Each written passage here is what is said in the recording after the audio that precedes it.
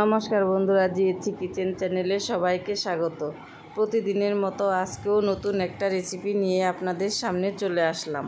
তো আজকে আমি রান্না করব ইলিশ মাছের মাথা দিয়ে লাউ ঘন্ট। তো প্রথমে আমি লাউটা কেটে ধুয়ে নেব। তো লাউটা আমি কেটে নিয়েছি। লাউটা খুব ছোট ছোট করে কেটেছি। এখানে আমি ইলিশ মাছের মাথাগুলো ধুয়ে পরিষ্কার করে নিয়েছি। এবার ইলিশ মাছের মাথাগুলো হলুদ আর লবণ দিয়ে মাখিয়ে নেব।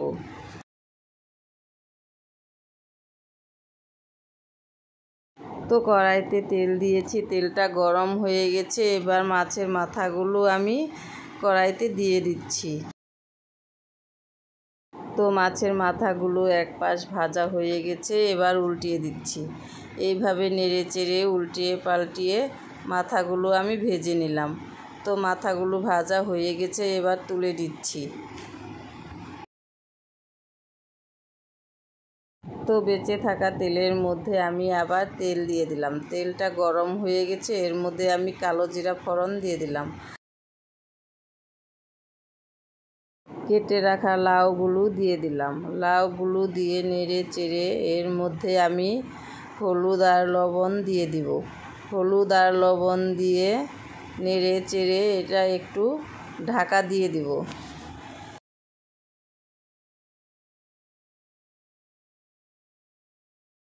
ঢাকা দিয়ে দিলাম।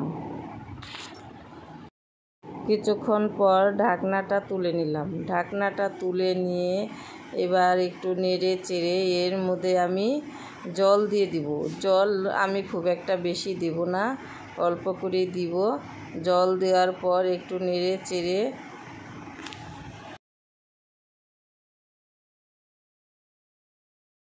কয়েকটা চেরা কাঁচা লঙ্কা উপর দিয়ে দিলাম।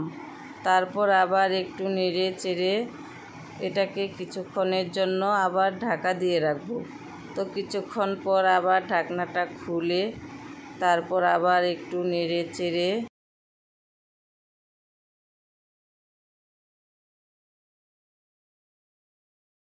মাছের মাথাগুলো থেতু করে এর মধ্যে দিয়ে দিলাম। মাছের মাথাগুলো দেওয়ার পরে নেড়ে চেড়ে ভালো করে মিশিয়ে নেব। তো লাউয়ের ঘন্টটা প্রায় হয়ে এসেছে, কিন্তু এটা একটু জল জল ভাব আছে। এর মধ্যে আমি চালের গুঁড়ো দিয়ে দেব। চালের গুঁড়ো বা ঘরে যদি চালের গুঁড়ো না থাকে তবে ময়দাও দিতে পারো। তো একটা বাটিতে আমি চালের গুঁড়ো আর জিরে বাটা দিয়ে দিলাম।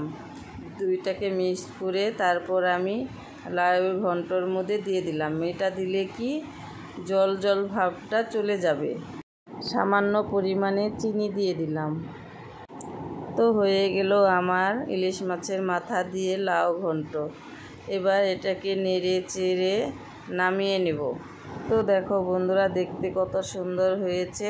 আর ইলিশ মাছের মাথা দিয়ে লাউ ঘন্ট খেতে কিন্তু খুব ভালো লাগে। তো আজকের মতো এই পর্যন্তই। দেখা হচ্ছে অন্য কোনো ভিডিওতে। ততক্ষণের জন্য টাটা, বাই বাই।